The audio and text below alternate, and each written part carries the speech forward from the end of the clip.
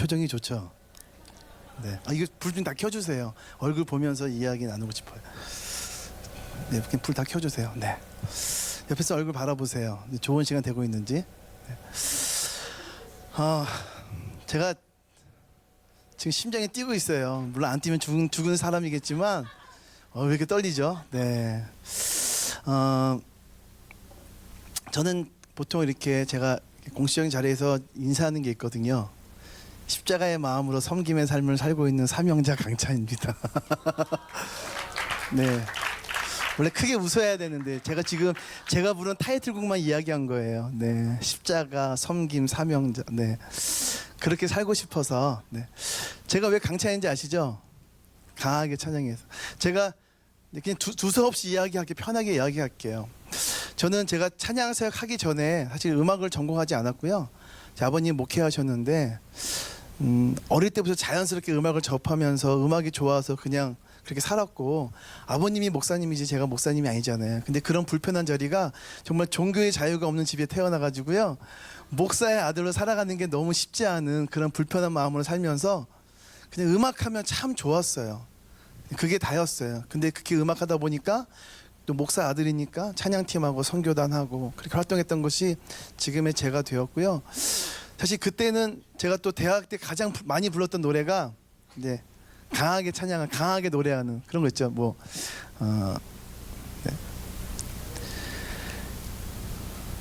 안개 속에 가려진,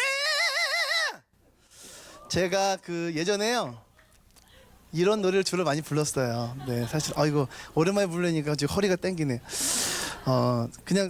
그냥 높게 그냥 소리 막 지르고 노래 불렀어요. 그때 노래가 좋았으니까. 근데 제가 음반을 내고 찬양 사역하면서 저에게 주었던 마음이, 제가 좋아하는 음악으로는 내가 하고 싶은 하나님이 나에게 주신 메시지를 전달할 수 없겠구나라는 마음을 주셨어요. 그래서 그 마음을 바꿔주시고 그렇게 해서 만들게 된 곡들이 섬김, 그 다음에 십자가, 사명자, 하늘을 봐, 이런 곡들을 계속 부르게 됐고 담게 되었던 거고요. 그전에는 음악으로 내가 무언가 사람들에게 감동을 주고 음악으로 다가가야지라고 생각했었는데, 사역하다 보니까 음악은 두 번째더라고요. 아시죠? 다 아시지만 우리가 음악은 기본이고, 우리가 전하는 메시지가 제대로 전달하지 않으면 우리가 전하는 음악은 사실은 무의미할 수가 참 많이 있습니다. 여러분이 오늘 낮에도 우리 장로님께서 그런 얘기 하셨잖아요. 삶을 가스펠로 나타내라는 말씀이 저에게 굉장히 임팩트로 다가왔어요. 제가 늘 생각했던 부분을 아주 짧은 문장으로 정말 가스펠 세시가 그대로 드러나게끔, 여러분의 삶이 드러나는 고백이 이 자리에서 보여져야 돼요. 너무나 다 아는 얘기지만, 제가 찬양 사역하면서 이제 선배 사역자님이 저한테 그런 얘기했어요. 너 사역이 뭐라고 생각하니? 이제 쭈삣쭈삣하고 있었는데 그렇게 대답해 주시더라고요. 무대에 서 있는 게 사역이 아니라 그렇게 살아가는 게 사역이라고 얘기해 주시더라고요. 네. 아시죠? 우리가 노래하는 것보다 먼저 되어야 될 것이 어떤 마음으로 노래할지가 선행되어야 되고, 또 그 마음보다 더 중요한 것이 그렇게 살아가느냐가 중요합니다. 여러분에게 그런 마음이 있습니까? 그리고 저는 제 안에도 그렇게 질문하고 이제 무대에 올라가는데요. 내가 노래하는 겁니까? 내가 이 시간 찬양하는 겁니까? 내가 이 시간 노래하는 겁니까? 이 시간 삶을 드리는 겁니까? 그런 고백들. 오늘 여러분 안에 여러 가지 다양한 색깔들이 있고, 아까 우리 멘토님이 얘기했던 것처럼 음악할 사람은 제대로 음악하시고 또 찬양할 사람은 제대로 찬양하시고 이렇게 나눴는데요. 기본적으로 우리는 다 하나님의 사람들이잖아요. 그렇죠? 네. 제대로 음악하되 그 음악 안에 그냥 음악으로 끝나지 않고 제대로 메시지가 담겨지는 음악을 다 하셨으면 좋겠습니다. 제가 최근에 오늘도 제가 이제 심사하면서 이렇게 한 명 한 명 프로필을 이렇게 읽다 보니까 우리 멘토님들 다 동일한 생각이었을 거예요. 가슴이 좀 뭉클하더라고요. 그러니까 이제 안타까움 때문에 뭉클했어요. 왜냐하면 우리 찬양 사역자들을 존경하는 뮤지션으로 고백하는 분들이 별로 생각보다 그렇게 많지 않더라고요. 네, 대부분은 누구나 대한민국에서 잘 아는 그냥 일반 음악 하시는 크리스찬 분들, 크리스찬이죠. 일반 음악 하시는 분들이 대부분 여러분 존경하는 뮤지션으로 돼 있더라고요. 여러분, 우리나라에 찬양 사역자가 그러니까 솔로 팀 포함해서 몇 팀 정도 있을 것 같아요? 네, 여러분들 찬양 사역자로 생각하면 이미 찬양 사역 하고 계신 분도 계시니까 셀 수가 없어요. 그리고 음반도 매주 음반이 계속 푸시되고 있어요. 그렇다면 그 사람들이 다 사역하겠다고 음반을 내는 거거든요. 근데 여러분 몇 명의 찬양 사역자 정말 아십니까? 라고 물어보고 싶고요. 정말 찬양을 들으십니까? 라고 또 여기 가스펠 스타 C가 또 찬양 사역자로 하나님을 찬양하는 사람들로 오셨다고 하는데 정말 여러분 찬양을 얼마나 듣는지 물어보고 싶어요. 여러분 저에게 한번 질문해 보세요. 강찬조 원사님은 가요를 듣습니까? 안 듣습니까? 물어봐 주세요. 제가 이렇게 가르는 건 아니지만 사실 저는 가요 들을 시간이 없어요. 제가 못 들은 찬양도 너무나 많기 때문에, 그리고 이렇게 사역자들끼리 만나면서 제가 또 받는 음반들 꽤 많거든요. 그것도 채 다 소화를 못 하고 있기 때문에 가요를 굳이 안 듣는다는 뜻이 아니라 제가 찬양 사역자이기 때문에 제 마음을 저는 다른 멘토분들이 다 각자 마음 생각들이 다르겠지만 저는 제 마음을, 제 부족하고 연약한 제 마음과 삶을 지키기 위해 저는 찬양을 주로 찬양만 들어요. 네, 찬양만 들어요. 제가 여러분이 가요 듣지 말란 얘기가 아니라 여러분이 가요를 일반 음악을 접하는 만큼 여러분이 찬양을 절반이나 그 이상 더 들어줬으면 좋겠어요. 왜? 여러분은 크리스찬이니까. 제 말 이해되시죠? 네. 재작년인가 제가 중국 산동에 가서 이제 연합 집회였는데요. 중간에 2박 3일 동안 멋지게 이제 강사님들 말씀 전하고 찬양하고 기도하고 예배하고 얼마나 좋은 집회인지 몰라요. 뭐 여러분 말만 하면 다 아는 집회예요. 근데 중간에 장기자랑 시간이 있었거든요. 12팀이 나왔어요. 뭐 제한이 없었어요. 뭐 어떤 걸 준비할, 그냥 장기자랑 하라고. 근데 그 12팀 중에 11팀이 일반 음악을 들고 나왔어요. 일반 음악만 들고 나온 게 아니라 그 중에 3-4팀은 그냥 아예 댄스곡을 들고 나왔어요. 제가 그때 MC 봤거든요. 말도 못하는데 저 눈물 보였어요. 마음이 아파서. 근데 그때 가르쳤던 강사분들이 저를 이해 못 하시더라고요. 근데 제가 나중에 이해했죠. 수많은 찬양 사역자가 있고 준비된 하나님의 사람들이 만들어낸 수많은 기독교 선한 문화들이 있는데 우리 하나님의 사람들이 그 문화를 즐기지 않아요. 누리지 않아요. 여러분이 앞으로 5년 후 10년 후에 또 정말 음반을 내고 문화 사역을 한다면 누가 듣겠습니까? 지금도 듣지 않는데. 오늘 우리 안에서 많이 들어주고 많이 격려했으면 좋겠고요. 물론 다 그런 마음일 거예요. 저도 마찬가지고, 저도 뭔가 이렇게 보여주거나 가르치는 그런 마음이 아니라 정말 그냥 겸손해서 하는 얘기가 아니라 저도 정말 부족하거든요. 그냥 같이 동역자로 만났어요. 물론 일찍 먼저 시작했지만 동역자로 함께 만들어갔으면 좋겠고요. 저도 여러분에게 도움받고 싶어요. 네, 저 좀 알려주세요. 웃어야 되는데 안 웃으시네. 네. 네, 저도 여러분이 도움 구할 때 충분하게 도울 수 있는 그런 마음을 갖고 있어요. 제가 이렇게 어렵지 않죠? 네, 어렵죠. 네, 강찬점 15절 KR 들어오시면 네, 연락처가 공유 이렇게 그 널리 네, 알려져 있습니다. 이렇게 도움이 필요할 때 이렇게 같이 만들어갔으면 좋겠고요. 준비된 만큼 쓰임 받습니다. 그리고 여러분 훈련된 만큼 넘어지지 않고 정말 그 자리에서 바르게 사용되어질 수 있어요. 많이 준비하셨으면 좋겠고요. 요즘 이렇게 여러분이 여기 그냥 궁금해서 물어봐. 여기 찬양 사역자를 꿈꾸신 분 한번 손 들어 보세요. 정말 찬양 사역자를. 네. 그리고 그냥 크리스찬 아티스트를 꿈꾸시는 분 손 들어주세요. 네. 그럼 안 되신 분은 뭐죠? 여러분에게 그러니까 제대로 정체성을 잘 잡아서 준비가 되셨으면 좋겠고요. 둘 다 필요해요. 교회 안에서 여러분 한국 교회가 뜨겁습니까? 안 뜨겁습니까? 네. 뜨거운 교회도 있고 제가 경험하기로는 대부분 예배가 그새 안 뜨거웠어요. 그리고 저는 15년 동안 찬양 사역하면서 그래도 소개받을 때 그래도 뭐 찬양 사역자 대표적인 찬양 남성 솔로 찬양 사역자 강찬이라고 소개받지만 속으로는 그런 생각해요. 정말 이 자리에 앉으신 분이 저를 아는 분이, 저를 정말 제대로 아는 분이 얼마나 있을까. 제 찬양을 물론 뭐 섬김 알려져 있지만 섬김 몇 분이 정말 섬긴 찬양을 제대로 알고 있을까. 또 가끔 그런 생각해봐요. 제가 집회 때마다 우리 찬양사역들이 PPT 가사를 준비하잖아요. 가사가 없었으면 좋겠어요. 세상 음악들은 가사 같은 거 안 띄워놓거든요. 근데 다 불러요. 뭔가 액션을 강요하지 않아도 이미 마음이 열려서 그렇게 표현하고 있어요. 근데 찬양사역자는 뭔가 계속 뭔가 해야 돼요. 손 드세요. 아멘 하세요. 가사가 있어야지 않으면 부르지를 못해요. 뜨겁죠? 따끔하죠? 네. 여러분 찬양을 많이 들어주세요. 네. 제가 오늘 사실 저는 제가 찬양사역자이기 때문에 제가 할 수 있는 말은 이 말밖에 없습니다. 여러분이 찬양을 많이 들어주세요. 그래야 한국교회가 살아납니다. 뜨겁지 않은 한국교회 안에 누군가가 정말 잘 준비된 뜨거운 사역자가 가서 뜨겁지 않은 사람을 정말 그 아무것도 아니고 1시간 반 찬양하면서 뜨거운 씨앗을 심는 사람들이 되셨으면 좋겠어요. 네. 그리고 저는 뭐 노래하면서 사람을 살려본, 이제 제가 평생 사람을 살려본 적이 없지만 노래하면서 사람을 살리고 있어요. 그리고 노래하면서 사람을 만지고 있어요. 그러니까 노래가 아니죠. 그러니까 찬양하고 있는 거죠.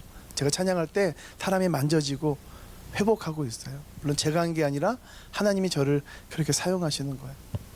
그리고 제가 찬양사역 초기에 받았던 말씀인데요. 히브리서 12장 2절, 마가복음 9장 35절 말씀. 아무든지 첫째가 되고자 하면 붓사람의 끝이 되며 붓사람의 끝을 섬기는 자가 되어야 하리라. 네.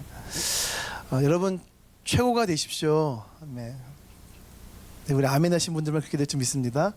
네, 최고가 되십시오. 근데 최고의 자리에서 우리는 동일하게 하나님만 높일 수 있는 사람들이 되셨으면 좋겠고요. 우리의 음악도, 우리의 표정도, 우리의 언어도, 우리의 행동도, 그리고 우리가 그렇게 우리가 가진 재능들로 정말 그렇게 아름답게 섬기고 나눌 때 하나님이 높여지지만 결국 우리가 높여지는 거예요. 네. 내가 높아지면 그가 낮추시리, 우리가 낮아지면 그가 높이시리. 아시죠? 섬김? 이 말씀으로, 그래서 이 말씀으로 쓰게 된 찬양이고, 사실은 이 말씀이 제가 2002년도에 찬양사역 시작하면서 큐티 가운데 주셨던 말씀이에요. 내가 교만했구나. 내가 나를 드러내지만 하나님이 세상을 섬기고 하나님을 섬기라는 말씀, 이 말씀을 주셨고요. 이 말씀 묵상하며 사역을 해오다가 2007년도에 제가 몸담고 있던 기획사들이 다 문을 닫으면서, 지금 CCM 기획사 별로 제대로 없잖아요. 재정적으로 뭐 음반 수익이 그런 수익들이 나지 않으니까 기획사도 살아나고 사역자도 만들 수 있는, 사역자도 살아나는 게 지금 시스템이 구축이 안 돼 있어서 2007년도에 기획사가 문을 닫고 홀로 서기 하면서 이제 남의 곡을 이야기하지 않고, 저는 음악을 배우지 않았고 뭐 악보도 그릴 줄 몰라요. 그렇다고 제대로 뭐 연주도 할 줄 몰라요. 그냥 조금씩 한 게 다였어요. 근데 2007년도에 음반을 홀로 서기로 내면서 남의 이야기하지 않고 내 이야기 해야겠다라고 하나님 마음을 주셔서 그때부터 쓰게 된 것이, 그때 이제 뭐 그 받았던 말씀으로 섬김, 뭐 주의 길 나기, 뭐 이런 곡들을 계속 쓰게 된 게 지금의 제가 있고요. 바라기는 이 자리에, 네, 너무 제 이야기하면 저를 빗대서 얘기해도 죄송합니다. 제3의 강찬, 제4의 강찬이 계속해서 나왔으면 좋겠습니다. 그리고 저는 꿈이 있어요. 뭐 다른 것이 아니라 평생 찬양사역자로 살아가는 게 꿈이에요. 근데 현실은 그렇지가 않아요. 현실은 찬양사역자로 살아가는 게 점점 힘들어요. 네. 여기 한번 질문해볼게요. 여기 1년 한 해 동안 여러분 교회에서 올해 찬양 집회를 한 교회에 있으면 손 한번 들어보세요. 찬양 집회를 했다. 외부 사역자를 초청해서 찬양 집회를 했다. 손 한번 들어주세요. 네, 손 자식이 들어도, 네. 한 6명 정도 손 들었네요. 네. 나머지는 교회 다니시죠? 네. 그러니까 수많은 찬양 사역자들이 준비되어 있는데 찬양 집회가 너무나 사라진 지 오래됐어요. 네. 여러분이 앞으로 5년 후 10년 후에 그렇게 계속, 아니면 당장 내년에 그렇게 사역지로 나가야 될 곳입니다. 여러분, 우리끼리 서로 잘 뭉쳐서 잘 만들고 잘 끌어주고 당기고 기도하셨으면 좋겠습니다. 네. 제가 두서없이 나누는 이야기는 여기까지 전하도록 하겠습니다. 네, 감사합니다. 네.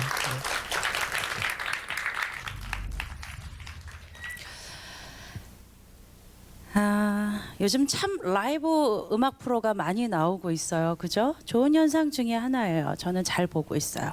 TV를 잘 볼 시간이 없지만 가끔 봐야 할 때면 복면 가왕 잘 보고 있고. 그 라이브 음악 프로를 보면서 여러분들은 어떤 것들을 느끼세요?